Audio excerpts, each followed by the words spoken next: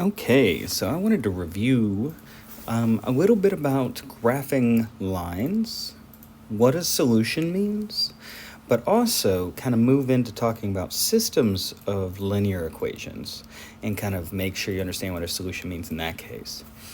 So, a couple things I want to note. You might see equations. In this case, we're going to try to graph the following functions. So in this case, you see this function notation right here, and usually students get a little bit nervous, scared. But it's not super scary. It's basically the exact same thing as saying that y is equal to, f of x can just be y. So we could just instead write y equals 2x plus 4. But for a review, we need a little bit of background information just to make sure that we're there. So these two things, by the way, they mean the exact same thing. There's no difference between the two of them. The only thing that could be different would be sometimes you're not talking about y or your variables are different. But all linear functions end up looking a little something like this. They have a little bit of a difference. So let's remember before we do any of this, the easy way to graph a function. All linear equations, when you solve for y, or you solve for f of x, or whatever the function notation is, they have this mx plus b on the other side. Students often pattern match, and accidentally, if these were reversed, if it was b plus mx, if it were instead y equals b plus mx, notice there's no difference in the terms here, but students often think that this is their slope, but that's not the case. The slope is always going to be the coefficient of x, so this right here. So this is your slope. If you see something that's multiplying onto x, it's your slope. Because whenever you put in an input, it's going to be directly multiplied by this right afterward. And that's going to directly change what your y value is, what your output is. So this right here is your slope. And as a quick reminder what slope means, we usually use m, and it's going to be, we call it the slope. So I'm going to show you a lot of different ways of writing slope. Another way is change in y over change in x. And students really like seeing rise over run. A lot of different ways to write it. But it's basically how much your y is changing versus how much your x is changing. So I'm going to keep this in mind while I'm doing that. As for b, notice that in this equation, when x equals 0, if you plug in x equals 0, then you get y equals b, because m times 0 is 0. It goes away additively, and then you just get b. So b is always the y value of the y-intercept. So we like to write y value of y-intercept. And I'm going to show you in a concrete example about how this helps us. So let's just keep this in mind. I'm going to kind of put a thought bubble over here to say y equals mx plus b. Maybe I make it a little bit smaller so I don't have to do anything with the little bit of real estate that I have right here. So we have y equals mx plus b. A little thought bubble just to remember that.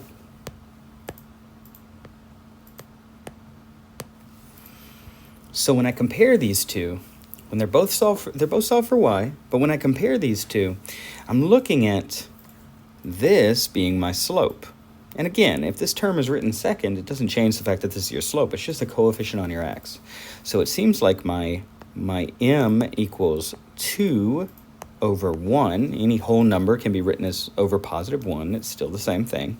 So it looks like my rise is 2, and my run is 1.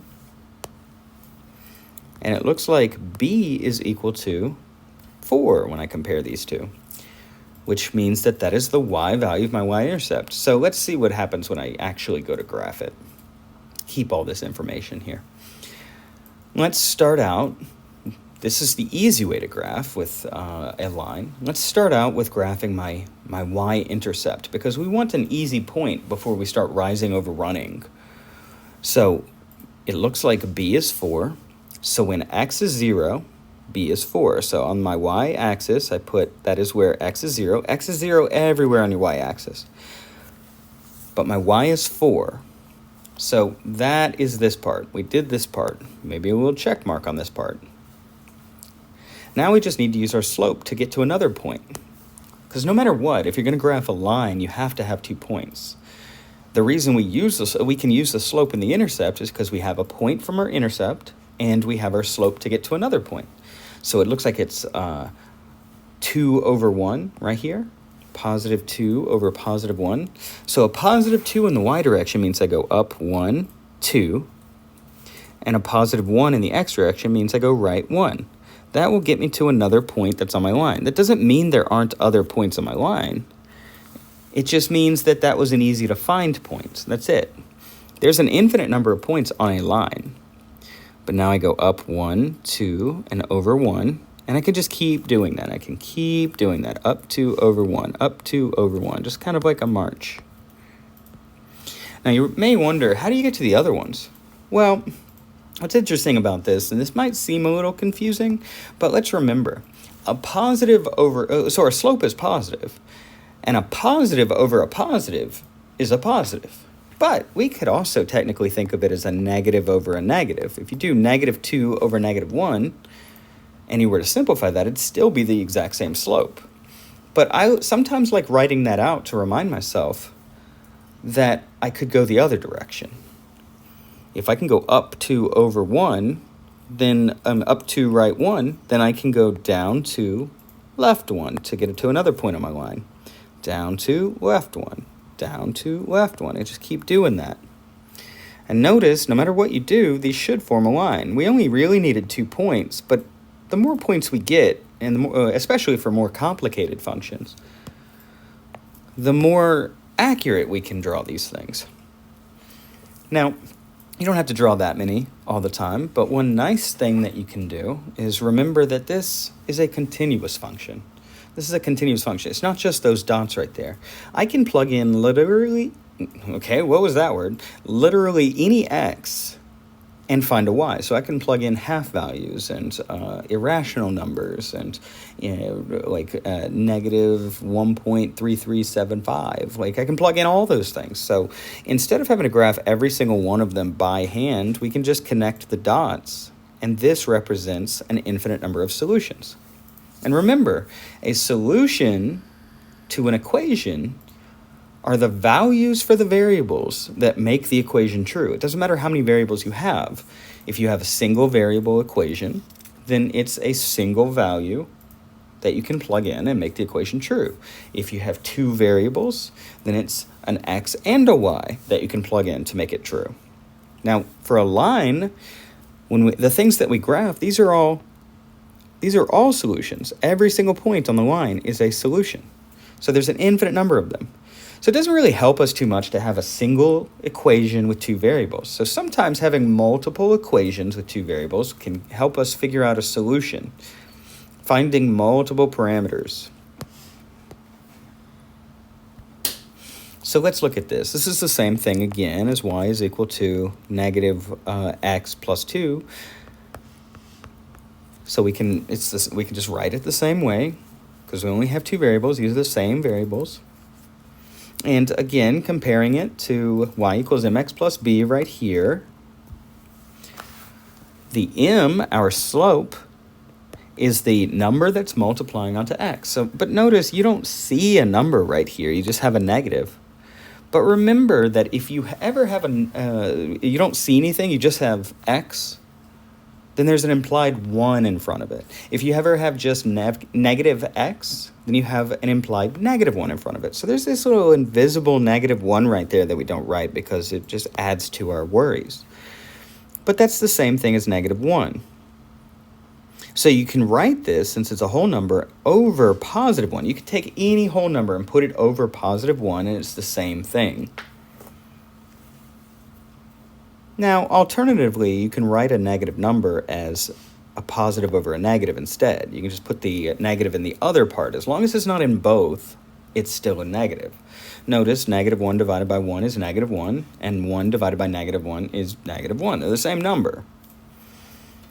As for our b, it's right here. That's the easiest one to look at. You can just say, all right, well, it's the y value, the y-intercept. So when it hits the y-axis, when x is 0, you get y equals 2 in this case. So let's go ahead and graph that one in blue. All right, I start off by graphing b. So when x is 0, so when it's on my y-axis somewhere right here, my y is 2. So I graph that point right there. Now I can use my slope of negative 1 to get to another point.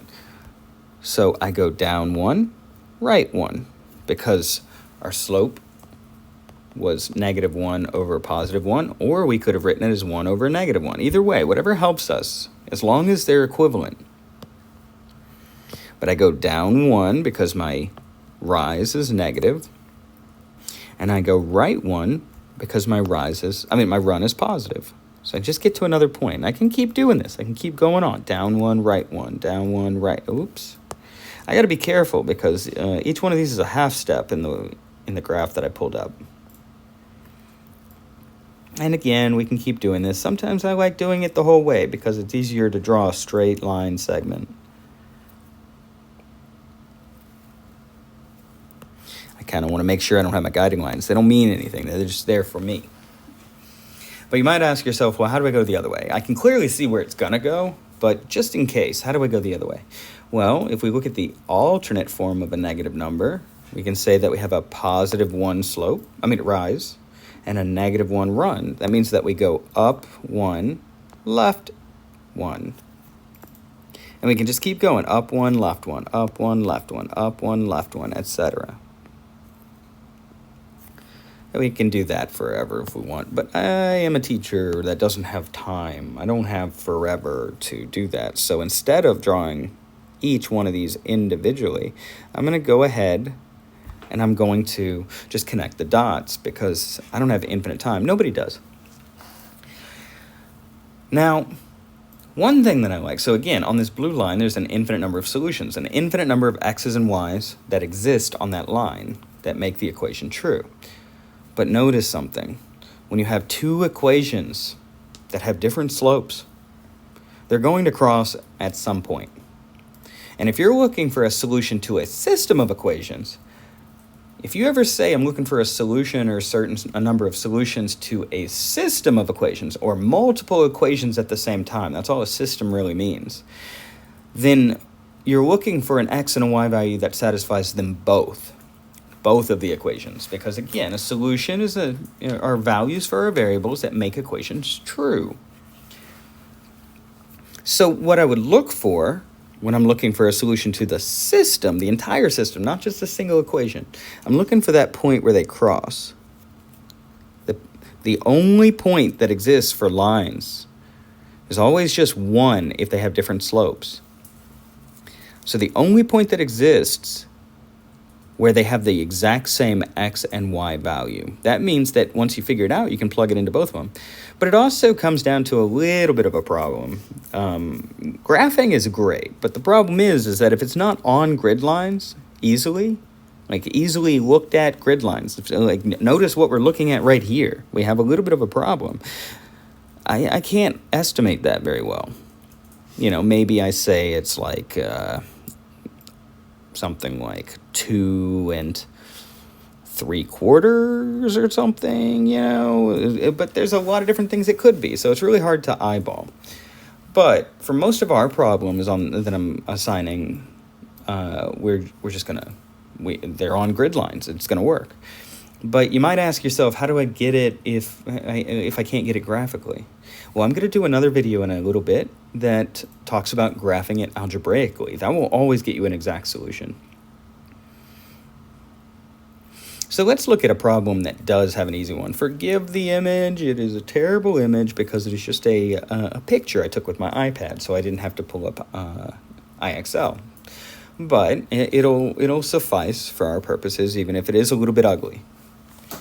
So I have two equations. It says solve this system of equations by graphing. First graph the equations and then type the solution. So when I look at this, I have two equations. I have one of them that I'm going to do in, I want to use different colors this time. One of them I'm going to do in purple. And one of them that I'm going to do in teal. I really like those colors together. So we need to identify easy ways to graph these. So again, I can pick any x's and find a y that goes with it, and then graph two of those, and then I have a line. That's easy, but it's even easier to use, if it's already solved for y, to use slope-intercept form. It's just way easier. So when I look at this, I identify, I just kind of put this somewhere, and I say, all right, well, y equals mx plus b always. Every single linear equation that has ever existed will have a form that looks like this. Even if it's a constant function, it still has something that looks like this. It's just you have to assume something, which I'll talk about in a little bit. So in this case, our m is our slope, and it looks like on this first one, m is negative 3/2. M is equal to negative 3/2. So one way to write this is negative 3 over positive 2, or we could write it 3 over negative 2. Either way works. Now, to actually get started on the graphing, we're going to use our slope to find a second point, but we need our first point.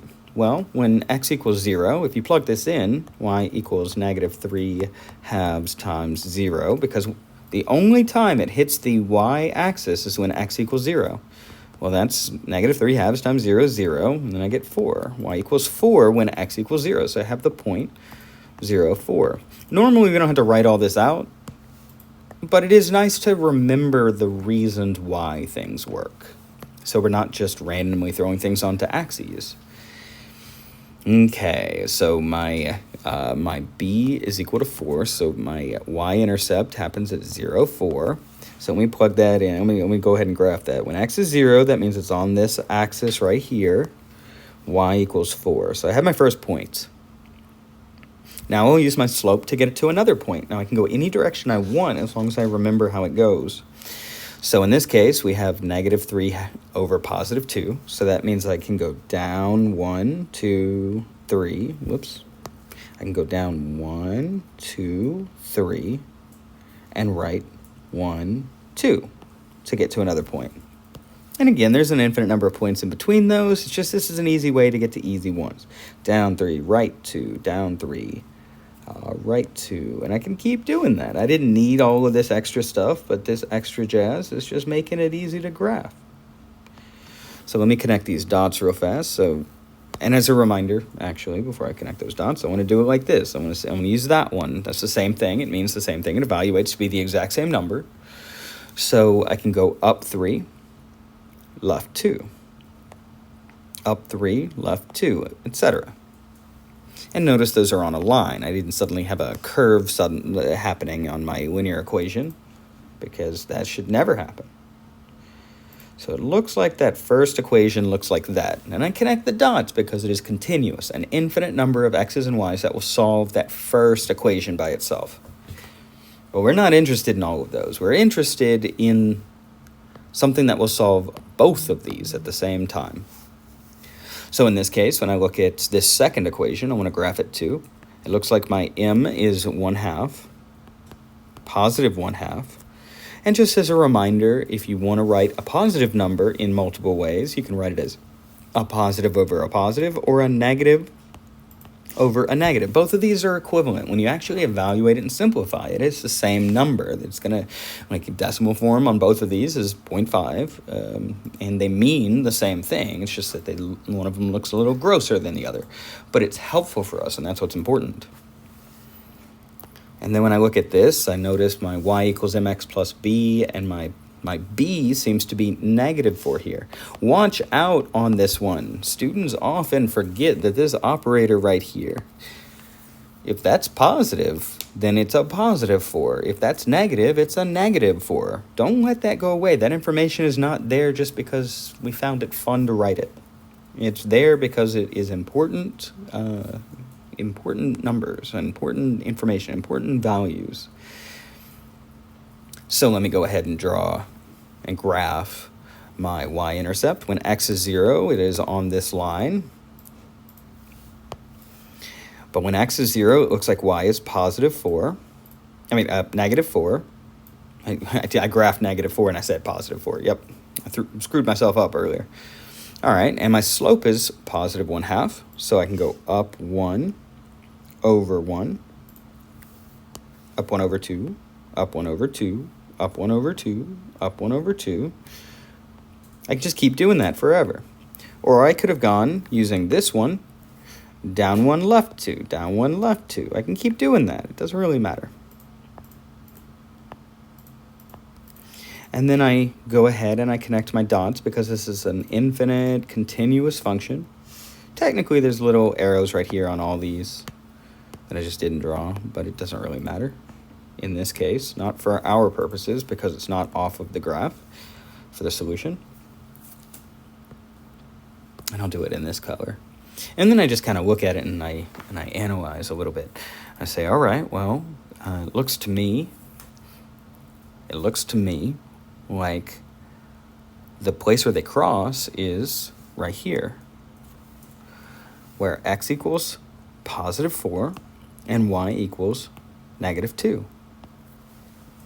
So it seems that x equals positive 4 and y equals negative 2.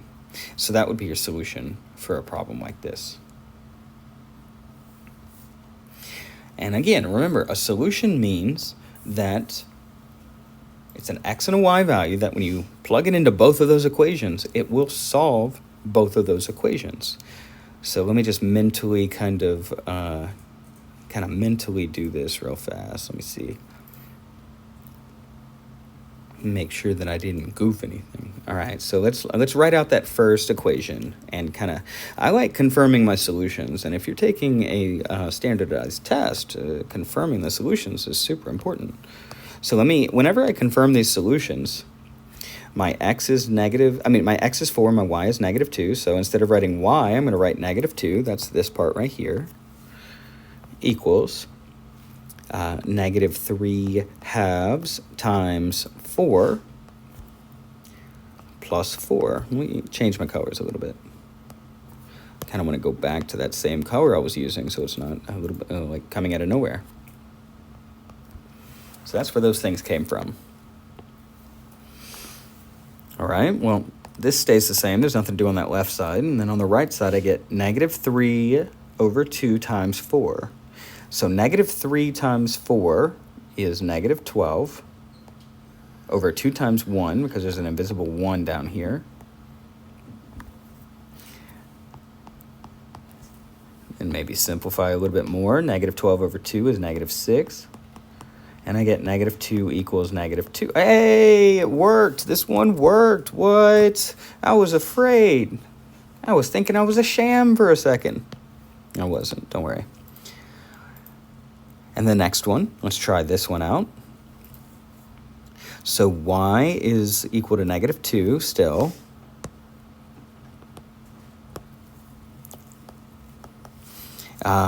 And then we have that 1/2 times x, but x is 4, allegedly.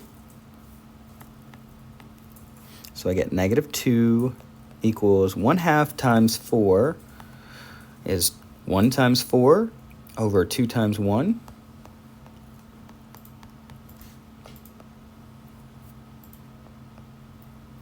Two plus 4 is 6, Interesting. In this case right here, this means that I need to go back and double check that I didn't mess anything up. And look at that. I did mess something up. Look at this. I wrote something down wrong. I put that positive right there and I forgot that it was a negative. So make sure you write it correctly. So I'm so glad that I did that. Let's just double check again. 2 minus 4 is negative 2. What? This one worked as well, but I almost messed myself up. So I can feel confident in putting this as a solution All right, let's try another one. Let's see. You should pause this and try this one out on your own first. I'll give you a second to do that. All right, I assume that you paused it and didn't just kind of sit there and go like, hee, I'm not going to do that. But I'm going to use these colors just because I feel like they're going to show up a little bit better. So we have y equals 6x. You might be noticing that this doesn't quite look like y equals mx plus b. But it really does. It's just they didn't write some information. Maybe you want to write it like this instead and say that that's a plus 0. You can do that. 6x plus 0, well, your b would be 0 in that case. If the constant term's ever not written, then b is 0. Or you can just plug in x equals 0 and find y and realize that your origin is your first point on here. Because b, this is your b right here. So in this case, b was equal to 0. That's why I graphed the point when x equals 0, y equals 0. This looks like a face. And then I graphed the origin right there. So when x is 0, y is 0. And then I need to remember that my slope is equal to 6. Maybe that's not super helpful because it's a whole number. Remember, whenever you have a whole number, you can put it over positive 1, and that's the same number. So that means I go up 6 over 1. Up 6, right 1. Up 6, right 1. Not going to be able to draw it at the next point very well, but it's about right there. But Mr. X, maybe I need to go the other way. Well, I can do that. A positive number can be also written as a positive over a positive or a negative over a negative. So you can write it like that if you want. It's the same thing without doing it as multiplying the top and the bottom by negative 1. So I go down 6, left 1. Down 6, left 1. So it's about right there. And I get that as my line. Kind of missed it a little bit. All right, well, let me try that again. I think that hits all my points. Careful when you're drawing these things. It's very easy to look at them and write them wrong. Okay, now let me look at this one. This one right here, the second one. Because again, I have an infinite number of solutions if I'm just looking at one line, but I'm looking for a single solution that solves both of these. So I have y equals 8x minus 2, so my negative 2 is my b, and my m is equal to positive 8, not 8x. It's always the thing that's multiplying against x. You don't include the x in the actual slope itself. So let's go ahead and try to graph this, but we're going to go a little bit faster this time. So when x equals 0, it's on the y-axis, somewhere on this line right here. When x equals 0, y is equal to negative 2. So I graph that point right there. And let's see what else I have. I have my slope is m, and that's 8 over 1. But we can also write it as negative 8 over negative 1. You don't have to do this part if you know just that you can reverse and go back the other way. But it looks like I go up 8, right 1. Up 8. Well, there's no way I can go up 8 right there. But I can go down 8, left 1 as well. Connect my dots a little bit.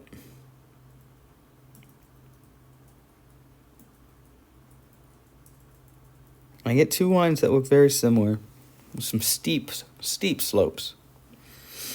But it does look like the point that they intersect is right here. It does look like that point is right there. And that would be the point when x is 1, y is 6. And that's an alleged solution. It's an alleged solution as long as I haven't confirmed it.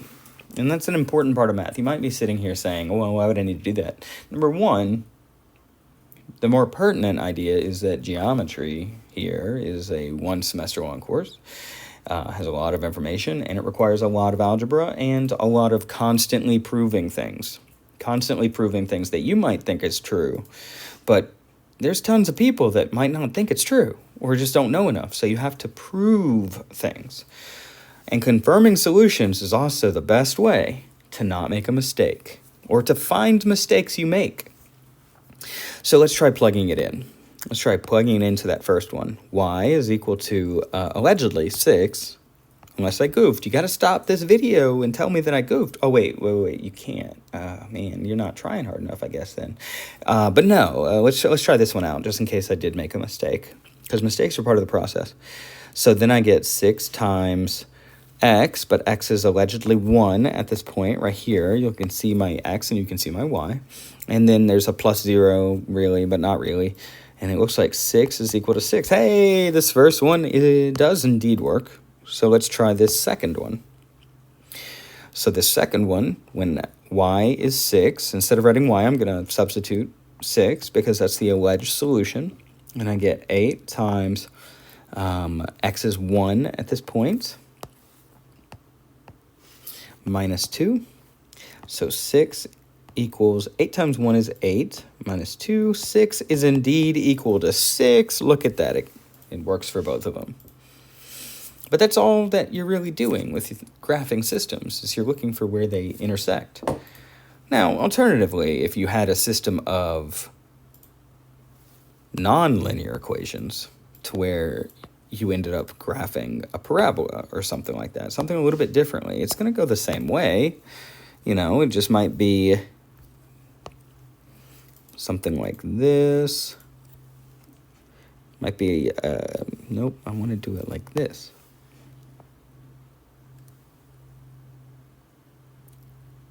Okay, might go a little something like that. And the other side might also look a little something like the exact same thing, hopefully. This one's difficult for me to do because I didn't really plan it ahead of time. Come on, do the thing. Do the thing. There we go. It might look a little something like that, but better.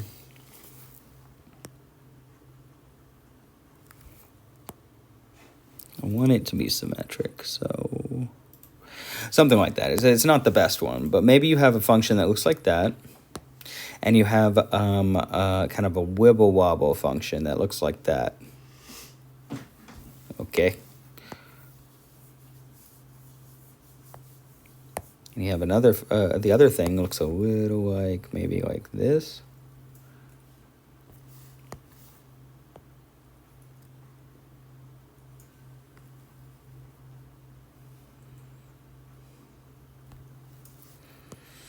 So maybe this is a real-world example that you have. It's functions that look completely different than just lines.